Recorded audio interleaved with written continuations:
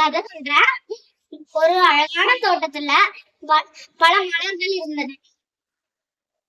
ரோஜா, மல்லி, சூரியகாந்தி, தாமரை, அந்த மாதிரி அதிகமும் மலர்கள் ஒன்னா வாழ்ந்துட்டு வந்தன. ஒரு மலர்களுக்குள்ள ஒரு சின்ன சண்டை வந்தன. ரோஜா சொன்னது, இந்த தோட்டத்தில் நான் தான் மிகவும் அழகான மலர். மல்லி சொன்னது, இல்லை, நான் தான் மிகவும் என்னுடைய மனமானவள். சூரியகாந்தி சொன்னது, நான் தான் மிகவும் பிரகாசமாக இருக்கிறேன். இப்படியே ஒவ்வொரு மலரும் தன்னை பற்றியே பெருமையாக பேசிக்கொண்டு சண்டையிட்டன.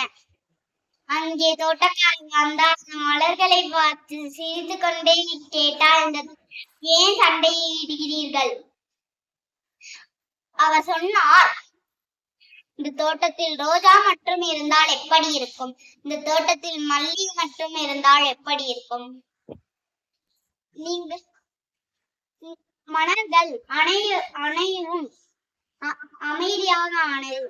தோட்டக்காரர் தொடர்ந்து கூறினார், இந்த தோட்டத்தில் அனைவரும் இருந்தால்தான் இந்த தோட்டம் எவ்வளவு அழகாக இருக்கிறது. அமைதி. நன்றி. இப்ப மாத்தி